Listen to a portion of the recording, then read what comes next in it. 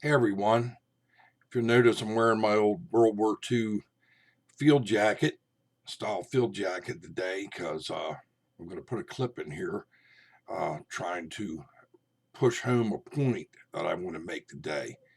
And I want to say that since after the Second World War, humanism came into our school systems, the whole idea of Bible and God and all that were thrown out. And especially in the 60s, you had Eastern religions come in, uh, dare I say, multiculturalism, and they replaced what Western civilizations had normally taught in the world. And a lot of people think that Western civilizations are evil. I don't. I think they were allowed of God for God's purpose. So allow me to give a quick overview of what was once understood by Western cultures in the world and why it is important to have a nation states, law enforcement, and even armies. Based upon the Bible, which was once the largest selling book in the world, man understood that humanity was inherently wicked because of the fall from grace in the Garden of Eden. The world is in a sin cursed place along with fallen humanity. Governments, some better than others, were given by the Lord so that we might have some semblance of order and so that anarchy would be curtailed. An semblance of an authority structuring has always been necessary to keep the peace, for without it, man and the world would disintegrate into chaos. They knew we were coming. So they got drunk as lords and they shot themselves the sun up. Why are you showing me this? Ideals are peaceful. History is violent.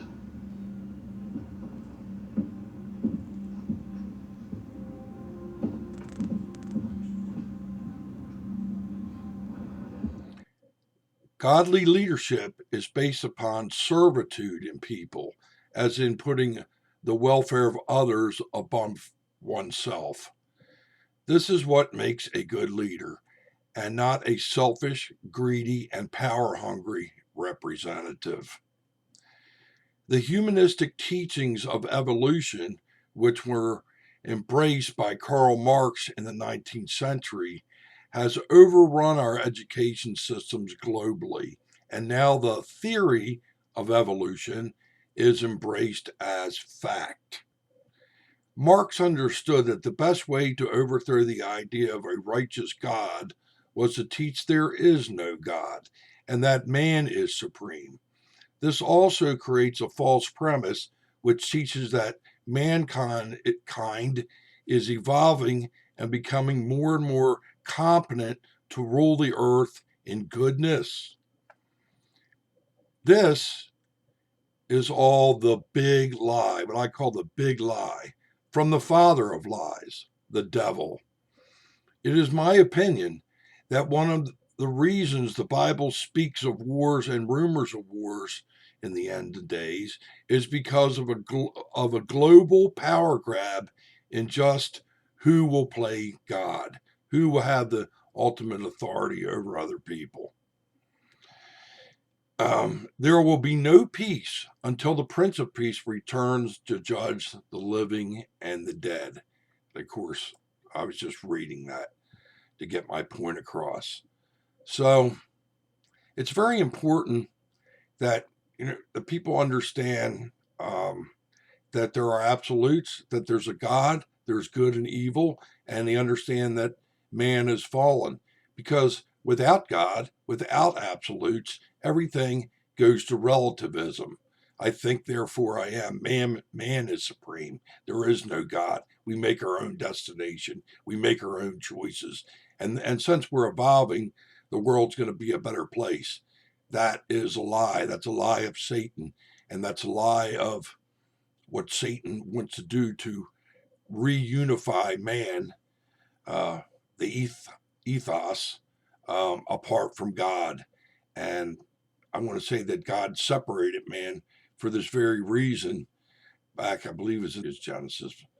But anyway, God separated man at the Tower of Babel because of this very rebellious attitude of man, thinking they could reach God. The Tower of Babel was built because of the flood. It was I don't remember the man's name, the person's name that started it, but the idea was to get even with God for having a flood, and we'll show you man supreme. Again, it's rebellion, just like Satan did. So, all right, that's the basic overview I wanted to give today as to why the world is in such chaos and why people fight so much as to what one side wants, namely conservatives versus progressives. All right, good day.